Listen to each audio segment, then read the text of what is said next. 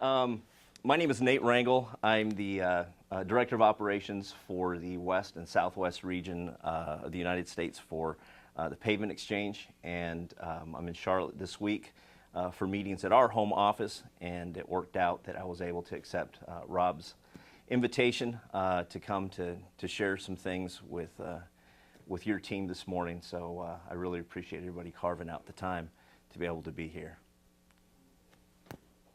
All right. Huh? Do a wink at the end. We're gonna have to. We should, shouldn't we? Make it real obvious. If Henry's at the front door and he can't get We got it. We got it. Yeah. So I'm gonna download that YouTube video of Rob and do comparison. Nate, Rob.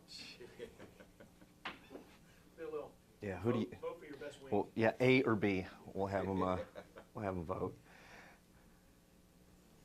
Is Henry showing up there? I guess. I was talking to him earlier. I wasn't talking to Henry. Okay. You can start without Henry. Okay. All right. Okay. Well, then if we're ready to Yeah, we're ready to go. to get going. Okay. Let me move that out of the way a little bit. I'm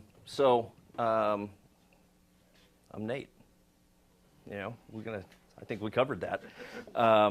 So I really do appreciate you guys carving out time, and I really want to respect and honor the time that you guys are investing in this morning, and just really kind of jump in and just really have a good conversation this morning about people, about our relationships that we have in the office with each other, and how it is that we can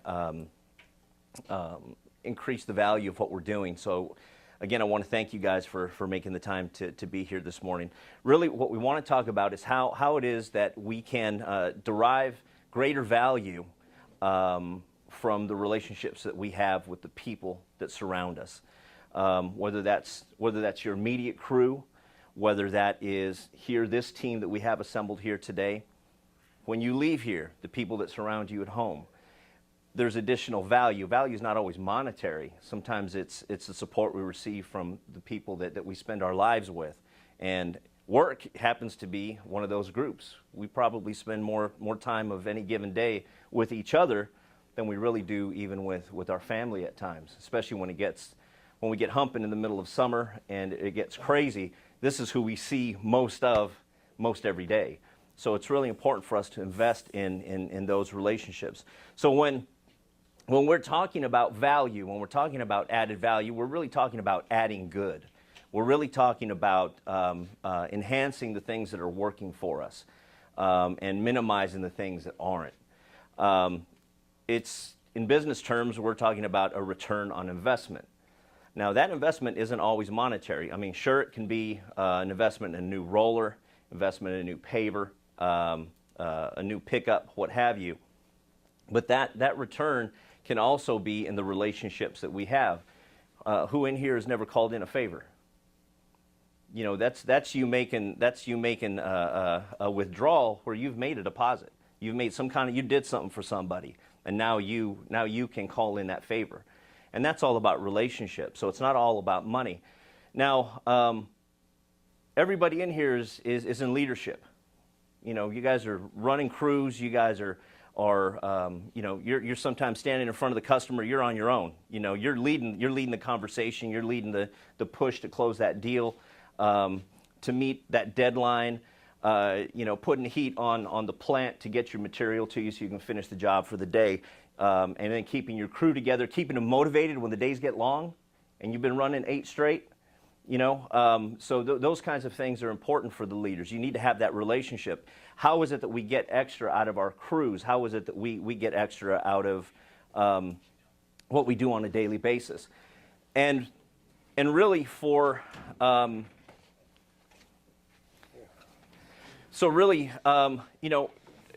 as leaders, you guys know that you guys can't do it on your own.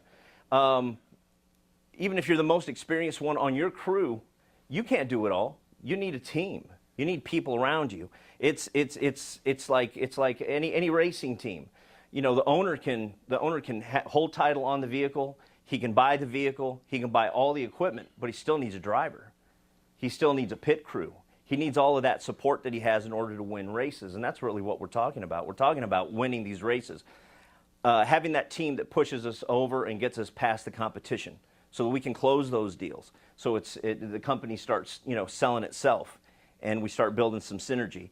Now, people that study this kind of thing, especially in a work environment, they use a term, and it's called engagement. And speaking of Spanish, engagement's a great word, because engagement, if there's a Spanish word real close to this, and it has to do, when you say in Spanish, you say enganche, really what that means, it's the same word that you use when you've made a commitment with somebody, and it's the same word you use when you've made a down payment on something. So when you go to buy a house, you put down earnest money. And that money is just saying, hey, I'm on the hook, I'm in this, I'm really bought into this process, I'll be back with the rest later to complete the transaction. You've essentially made a promise. And that's what engagement is a mutual promise between sometimes the business owner and his team or her team, the office, whoever's running the office, and your team out in the field. It's about engagement. How do we get the people that are working with us and for us to engage in what we're doing? How do we get that buy-in? And that's what we're going to talk about. So let's define engagement a little bit more. And I think it'll help us to define it, at least to start, by talking about what it isn't and then talking about what it is. Engagement is not happiness. We want everybody to be happy, but engagement is not about happiness. Let me explain. You can be happy because every Friday, and I might be maybe starting a new thing here at RAM, but every Friday there's donuts, all right? Every Friday there's donuts for the crew, and Fridays I'm happy. Or you might be happy if you get to use the truck to haul your boat to the river. That makes you happy concerning something about your job. But to be happy about a particular thing is not necessarily mean that employee is going to be productive. That team member may not be productive. They're going to be happy about something you're doing, but that doesn't always turn into them engaging into what you're doing. The other thing is satisfaction. It isn't satisfaction. So engagement isn't about being satisfied. What most of the studies have found is that when you say you're satisfied with your job, really what you're doing is you're holding up the balances, and you're saying, for what I'm getting paid, I feel that I'm giving equal effort. These are not the people you count on to give you extra. These are not the people that you call on during crunch time. These are not the ones that you're going to expect to give that 110%. They'll give you about 95 until a better offer comes along. And then they'll rescale the balances. So a little pay raise, a little $1 or $2 an hour that they're going to make, they'll exchange the relationship you're trying to build with them, because that's how they're balancing their scales. So they can be satisfied, but typically a person who's just after satisfaction tends to be pretty unexceptional. They're not trying to stand out. They're not trying to give you a better product or make sure that at the end of the day, that after you've pulled forms, they've actually swept up and cleaned things up and made sure the job looks good when you leave. Or after you do a seal coat, that the ribbon, that your caution tape is actually upright and it makes sense. Those kinds of things. They're not going to do that because they've already done their 8 or 10 hours. It's not about the job. It's about my balances. Okay? So when we talk about engagement really it's about an emotional commitment. And we talked about a commitment. It's an emotional commitment to what the company is doing. It's an emotional commitment for the company's good. We have emotionally tied into what we're doing here at RAM. This is not Rob's company. This is my company.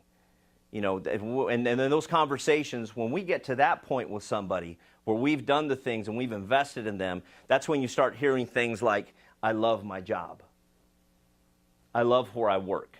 When we have an engaged person, they really enjoy the fact, maybe not the work they do, but they're willing to do the work well because they like where they work. They love it.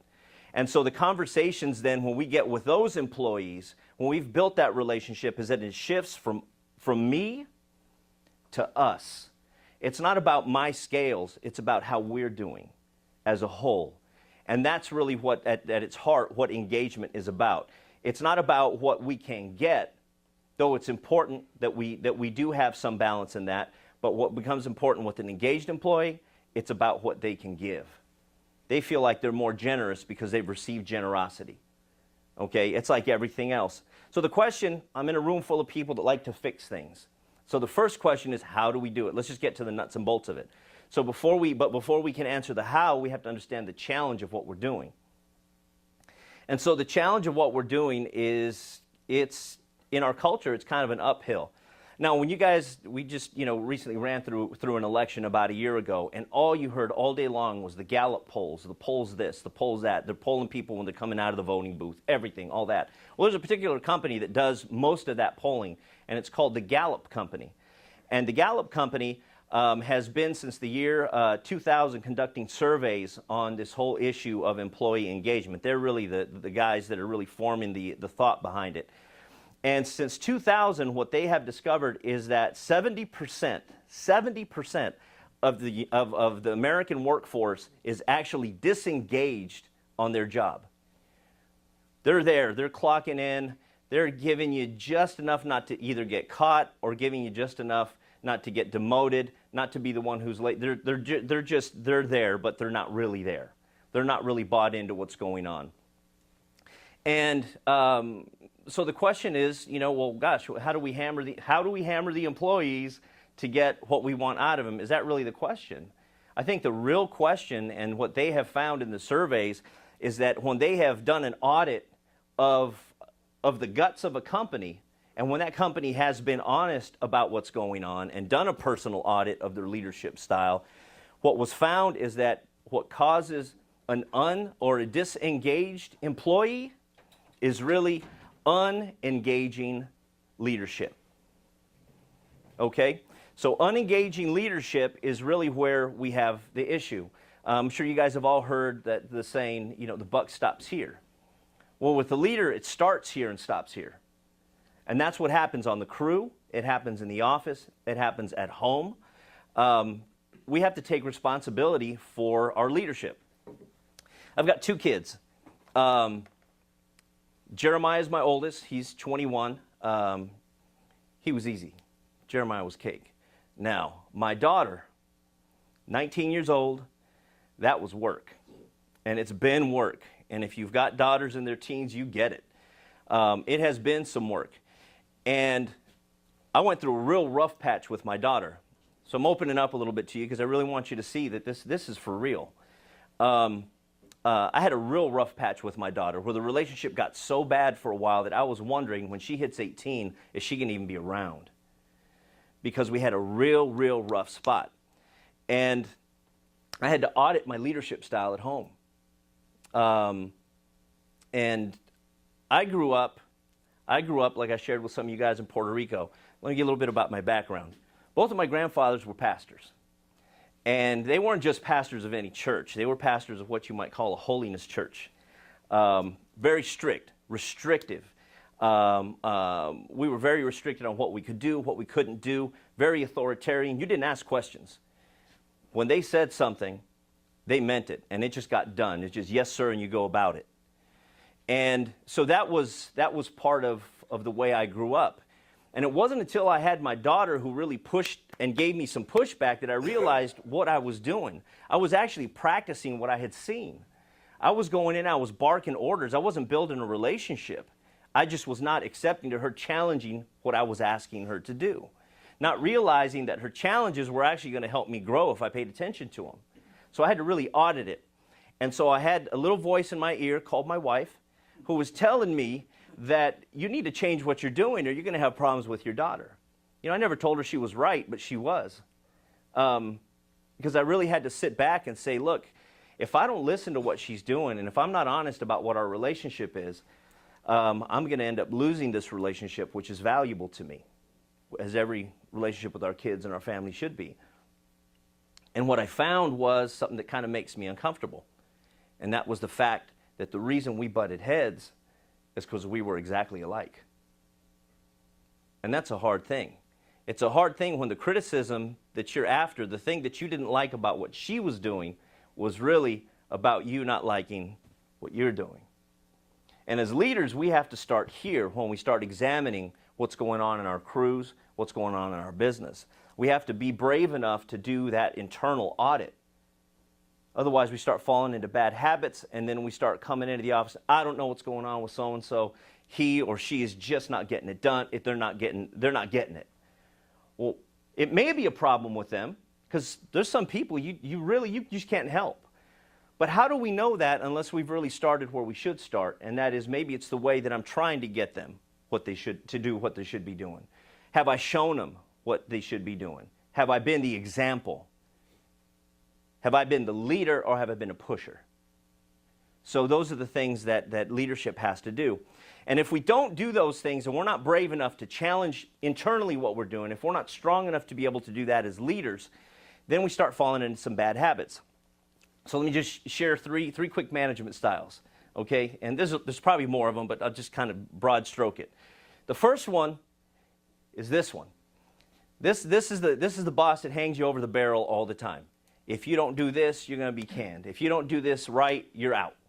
Okay, so it's always leading by fear. It's always leading by intimidation.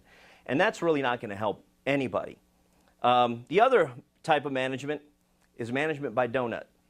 So this is the guy who just does a little momentary thing to think that that's going to boost morale. Maybe donuts on Friday, maybe a carne asada during the summer, something like that, and that's going to fix all the problems. Well, that's really not going to fix the problems. You know, it'll just give you a little temporary high from some empty calories, but really at the core you haven't changed anything. Then the other one is the one who throws money at it. Just throws money at a problem. Someone says they're going to leave. Okay, I'll give you another. If they offer you $1, I'm going to give you $1.50. Well, that's a person who hasn't had buy-in, and the reality of it is the people that you chase with money, that one crew hand that's going to go somewhere for 50 cents more an hour down the street, you know, in this business, when it gets busy, it gets like that. You know, so-and-so is going to pay me $1 more an hour.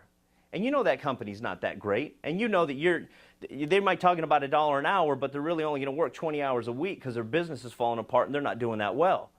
You can throw money at that person. That person's, if that's how you have to chase that person's going to leave anyway.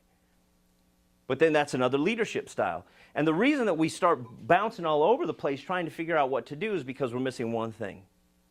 We're missing one thing. We're missing the one thing that helps us navigate through from where we want to go, from where we are to where we want to go. And that is what I like to call a North Star. What we're missing is that guiding principle, that guiding why. Why is it that you get up every morning?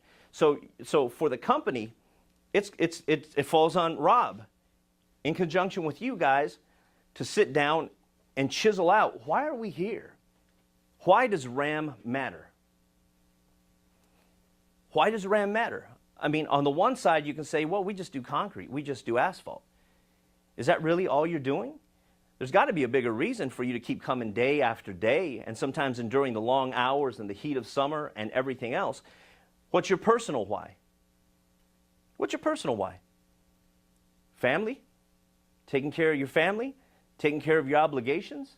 That's a pretty good big why to roll out of bed in the morning. I've got some things to take care of.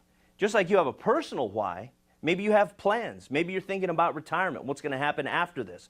This is my why. I'm just squirreling away nuts so that when I retire, I'm okay. Or I'm preparing to pay for my kids' college. Or whatever my why is, I want to set up my children to have a better life than I had. Okay? And that's your why. And as a company, everybody has a why. There's a reason why we do this. I mean, you know, why not be an attorney? Why not be a lawyer? Why construction? Why does this attract the people that we're doing? Why does it attract us to do what we're doing?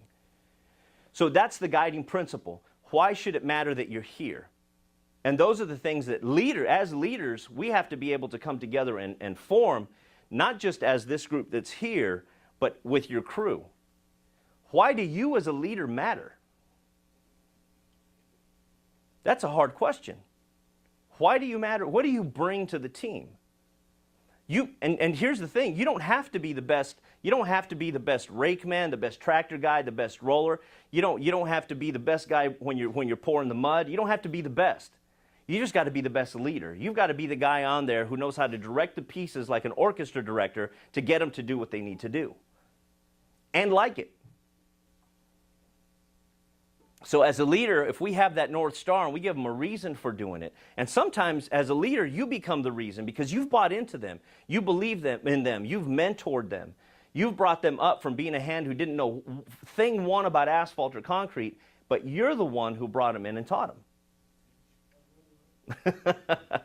right? So you become their North Star. They're looking to you for leadership, you know, and when you're not around, the first thing they say is, you know, what would so-and-so do? Because you're the North Star, you know, and that's one thing that's going to be what keeps us on point with our leadership. It's our why. And once we can get the why nailed down, then we can talk about how. And so now that we have our North Star, now we can start tackling the issue of equipping our team. Now we can start tackling the things. But this is what leadership has to offer, whether it's out in the field on the crew, or whether it's here in the office in the direction that Rob and his man and y'all's management team is going to establish and push forward. What is the vision of the company moving forward? Once we have that established, now we can start adding the pieces to it. But before I go into each of these pieces, I want to tell you guys, share with you guys a little story about a couple of guys that I used to work for. There was Mark, and then there was Kelly. So I was working, when I was working my way through school, I was actually finishing up my senior year of high school. I went to go work for Sears in a town called Riverside, California. Old store, beat up store, but it was a pretty busy store. I worked everywhere in that store, in every single department. Well, I happened to work for a couple of guys once I got into the big dollar industry of the toy department. Okay? Now, if you're a commissioned salesman in college, you would want to be where I was at, because the toy department was situated at the intersection between the tools and between home improvement. Now, at Christmas, I made a killing. But in the off season, I was able to maintain my sales because I would stand in the intersection of those departments and look at when it got busy in hardware and look at when it got busy in home improvement and said, I don't have a line. So I rung up and got commission on everything that came my way. Okay? So that was great because I was paying for school. I needed it. I needed it. So I was real dependent on the commissions. Well, I worked for Mark first. And Mark was the clipboard guy. He was the guy that was coming around like this. He'd rarely ever look up. He's looking at his sales chart year over year. This is what we did. Guys, we need to do this amount of sales, da-da-da. Your schedule is going to be in the back office. And he's out. That was it. That was pretty much what we got out of Mark. Now, he knew his numbers. He knew where we were at. But there wasn't a whole lot of interaction, not a whole lot of buy-in. Now, when Kelly came on board, things changed. Kelly didn't know his numbers at all. He would always have to go back in the office, find the paper that he misplaced to tell you where we were year over year. But the interesting thing is that our sales did better, way better, under Kelly than they did under Mark. You guys want to guess why? Buy-in. And let me share this with you. There was one particular event. It was a huge event. And I couldn't make it. I couldn't be there on the day that it started. And as a commissioned salesperson, and I was the one who had been there the longest, I would have got the choice hours. But I couldn't be there on the start of this big sales event. And it meant a lot of money to me, potentially. Well, I couldn't be there. Kelly filled in for me that day. And he rung in everything that he got under my number. I don't know how much that adheres to corporate policy, but I'll tell you what, I would have taken a bullet for Kelly. And he did that kind of stuff for everybody that worked for him. He didn't do it for the people who didn't. He was very strategic because he wanted to make sure that if anybody was looking for a shift in their department, if they wanted to transfer out of their department, they were going to come to Kelly's department because he took care of his people. He wasn't good with his numbers, but you know what? He didn't have to be. He still blew everybody away. But it's because he took care of his people. The interesting thing is this. He didn't even take care of his customers.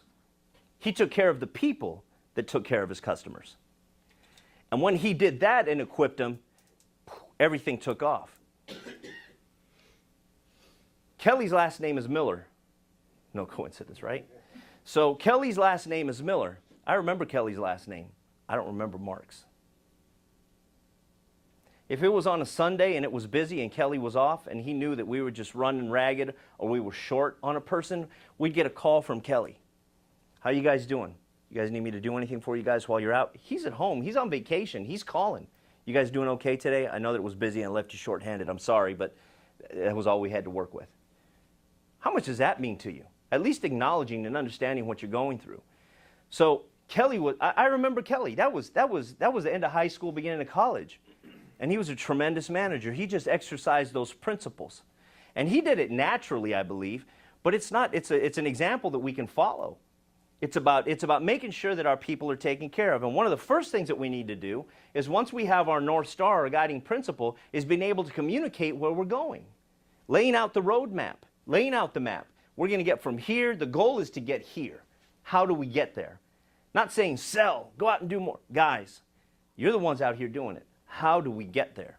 What is it you're experiencing out there? What are the objections that you're coming up against? What's the competition doing?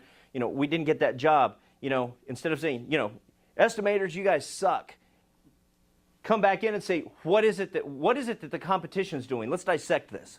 Let's make this a learning experience. Guys, what's going on out there? Well, maybe we have an issue with some material that we're getting, or maybe we're not keeping schedule because for some reason the dispatcher isn't getting our stuff to us the way we need it. Let's find out what the problem is so we can address it. So the answers that we all need to get from here to there are really in this room. It's right here. The other thing is that you have to feel safe. You've got to feel safe in your workplace. You got to feel safe not only to come in and say, hey, look, I did. You may get this.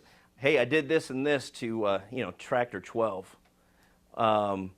Instead of just parking it in the back, leaving for the day, and then letting him figure it out the next time it goes out on a job and breaks. Saying, hey, look, this and this happened. That helps keep the company going. But we have to have an environment that's safe to say, hey, look, I made a mistake. And then how do we learn from that? Otherwise, we're going to keep doing it. We're going to keep making those mistakes. And when we feel safe to not just make the mistake, but also to question what's happening. We need leadership, and the final decision needs to be made by somebody, but we have to be able to feel safe to say, hey, look, I've got another process. Look, there's something here going on, as opposed to, no, I'm not going to say anything because the reaction I get when I bring up suggestions on changing things is really negative because, the boss sometimes feels attacked personally. I've worked for those guys. I'm not working for them now. But I've worked for those guys where you come into them with a suggestion and you get shot down. And now all of a sudden you're on the stink list because you've questioned what they do. There has to be a level of safety that you feel in going into your leadership. And we have to be the ones that provide that. We can't just be biting people's heads off. There's a time and there are people that we need to cut ties with. But again, we've got to audit what we're doing and make sure that they have what they need before we start doing that. The other thing is asking the question, do you guys have everything you need to do the job you're doing? I'm old enough to remember when the biggest piece of technology you had on you was a pager. Okay, a pager and a prepaid card for the public phone. I mean, you were strapped if you had that. You're living the dream if you had a pager and a prepaid phone card. You get the page from the office, you pull over, you find the pay phone, and I'm not pulling out change, man. I don't roll like that. I'm a big baller over here. I got a prepaid card. So I'm pulling out the card and I'm punching into my code and I'm calling. And that was it, and the boss felt real good that you had pagers. Well, when cell phones came out, I remember the guy I was working for, he fought cell phones so bad. And I'm not talking about the suitcase ones. I mean, I'm talking about those first flip phones. That's already a couple generations into the whole thing. He wouldn't go for phones. He said, no, what do we need that for? You've got a pager, I gave you a prepaid. What do you need that for? Well, yeah, what do you need that for? So I got to drive 15 minutes when I'm in Palm Springs, in the middle of the desert, to find a payphone. Well, my competitor is en route already, and he's caught him halfway to that destination and said, hey, why don't you stop by and look at this? I think if we're the first ones there, we'll get it. That's why. That's why we listen. Hey, man, can we get cell phones? No. The cost is just too crazy. Well, we didn't have what we needed to do what he wanted us to do, which was grow the bottom line, to grow the business, to be reactive and responsive to what our customers needed. We're behind a couple of steps every time, and he couldn't figure out why. We knew why because we're the ones in the field doing it. We saw what was going on. So the question is, do you have everything you need? That was a great Kelly Miller question. Do you guys have everything you need? It was simple stuff. He'd go down to the storage room and get rolls of tape for the register. Or, go down to make sure that we had bags for the customer. I never got a bag. The whole time, I worked there for 6 years while I was going to school. And the whole time that Kelly was my manager, I never had to restock my station. Because he always made sure that we were on the floor and we were selling, taking care of the customer. That's what he did. The next thing that we equip our teams with is an attitude of introspection, of being observant, of asking the right questions, of having a two-way communication. We have to have that openness and communication. And there's really 3 questions that I'd like to boil it down into. The first one is, as leaders, asking our people, how are you doing? How are you doing? Anybody ever here had anybody working for them who's had somebody pass? Who's had somebody sick? Been going through something real tough? What does it mean to you when you're going through something and somebody just takes the time to say, how are you? And then hangs around for the answer? What does that mean? Yeah, it means a lot. You're just not another tool in the toolbox. You're actually a person. You're somebody that matters. That question imparts value to you. They've told you you're valuable to me. I want to know how you're doing. How are you doing? Then we can ask the question, how are we doing? How do you feel we're doing today? How are we doing out here today, guys? What's going on today? And wait for the honest answer. May not be what we want to hear, but we need to know. We want the truth. Our business flourishes when we're honest with each other. How are we doing? And then the last question, and this is the hardest one, but this is the question the leader asks. How am I doing?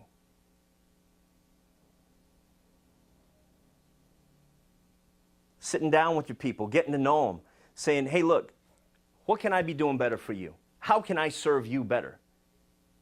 This flips everything upside down. Instead of being king of the mountain, you're holding all your people up. And when you take care of your people, they take care of you. That's the Kelly Miller principle. You take care of your people, and they'll take care of you. And then the last one. This was kind of interesting. Most people call it a reward. Now, I grew up in church. And in church, both of my grandfathers being pastors, they like to use a word called, not reward, they like to use a word it could be scary, recompense. It's in the ballpark, but it was recompense. They talk about eternal recompense, for what you do, or whether it's for good or for bad. It was recompense. Well, recompense is actually a real powerful word. It's a little bit different than reward. Recompense has to do with good or bad. A reward, typically, we associate that with I'm getting good for doing good.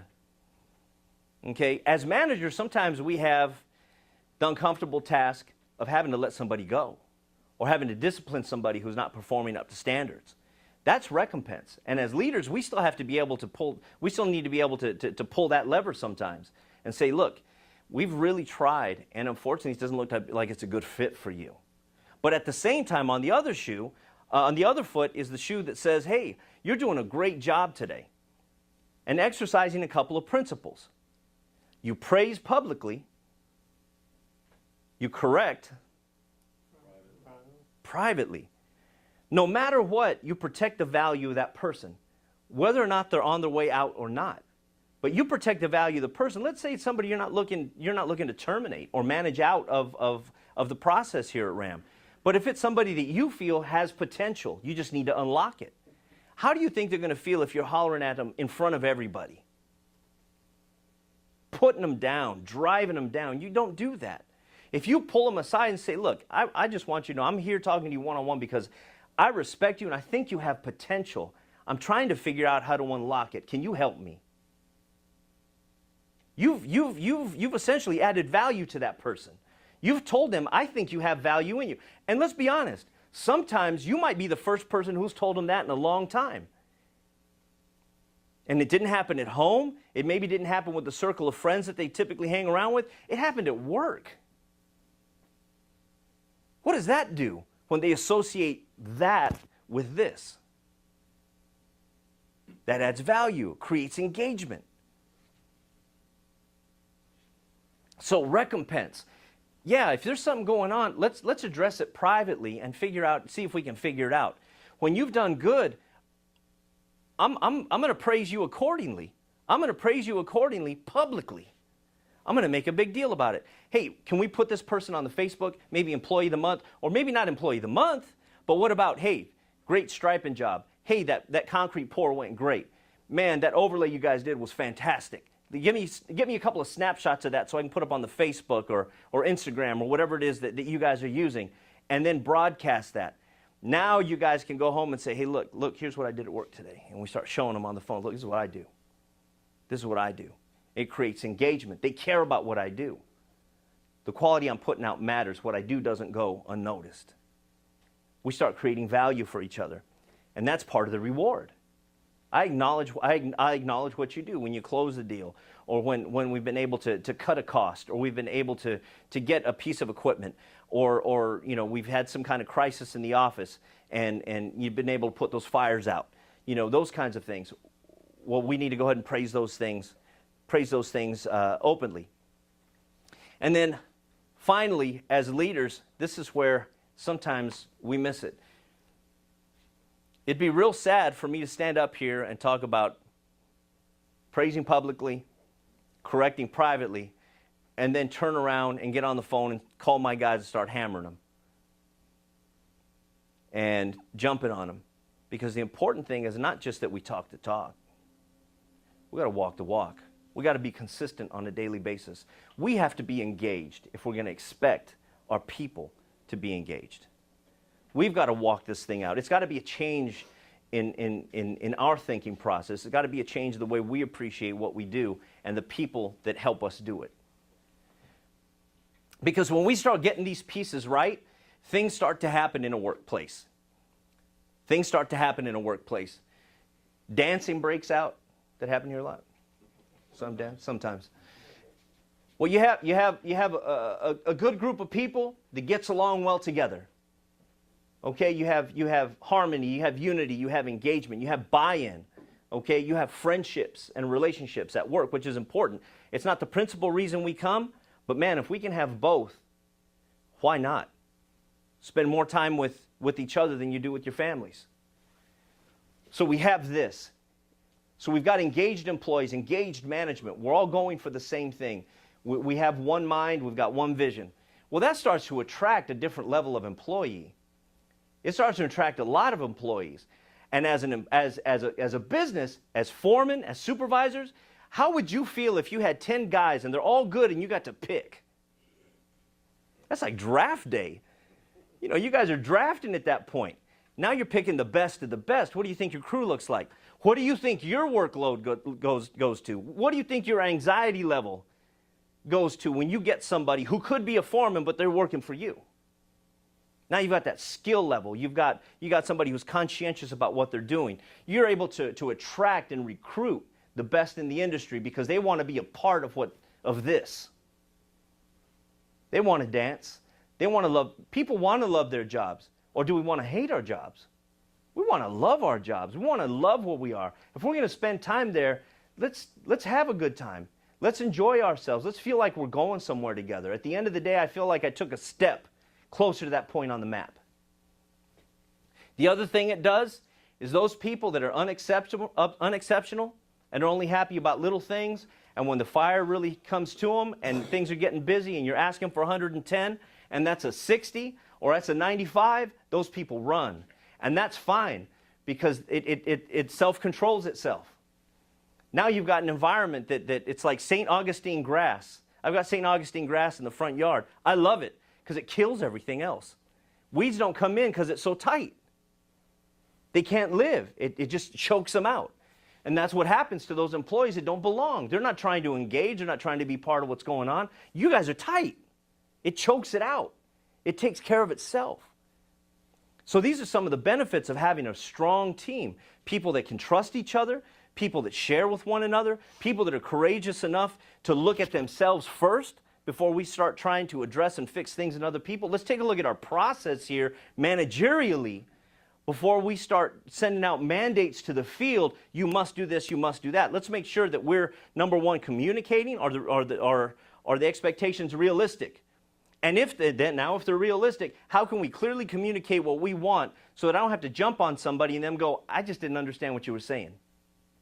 It's not that I don't want to do it, it's just it didn't get communicated right. So those are the things that we want to address. Because once we've got all that done, we can start experiencing growth. Personally, even financially. Man, if there's profits to share and there's things to go around, if there's not enough, there's nothing to give. But when there's plenty, whether it's emotional surplus, financial surplus, those things get shared. It's when you're in the negative and a deficit, you don't have anything to give. And that's what we want for our workplaces. We want to create positive ecosystems. You know, we talk about nature and we talk about, things growing. We want to have a positive ecosystem at work. We want to be able to have an environment where things grow. People, profits. We're taking steps closer to our personal dreams. And we care about one another, literally care about one another. That's actually important. That's a switch we can all turn on. Some of us are real guarded and we don't want to go there. But if we were courageous enough to care for one another, then we would take care of one another. So we're going to have to be courageous as leaders to be able to do that.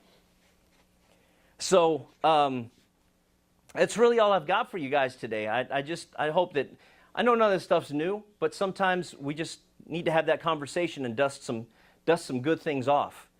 And I've not really had a lot of time to spend with Rob, but when you meet someone, you get a feel. If you're intuitive at all, you get a feel, right? And the fact, this is what I like. When we used to get called to sales meetings at particular companies that I worked for, usually the boss would sit down with a pile of paper and reports and talk to us about our profit margins, talk to us about how we weren't estimating jobs properly. You guys are missing this, you're short here, you're short there, your margins are too low, boom, boom, boom, you guys are busting up all the equipment. Why do we have so much overtime, da, da, da. Those were our meetings.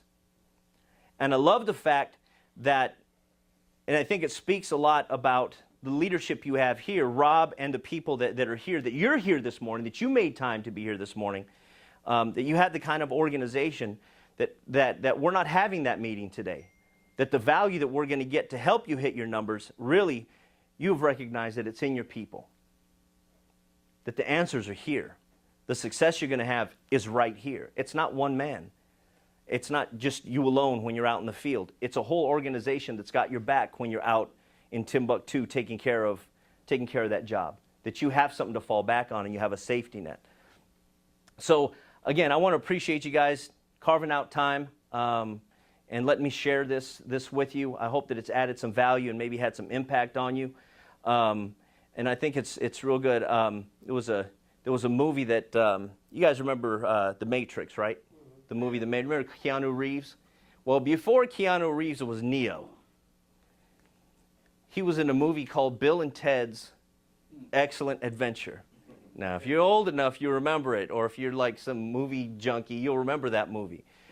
And the thing that I loved most about that movie was at the end, is just be excellent to each other. Yep. That's awesome.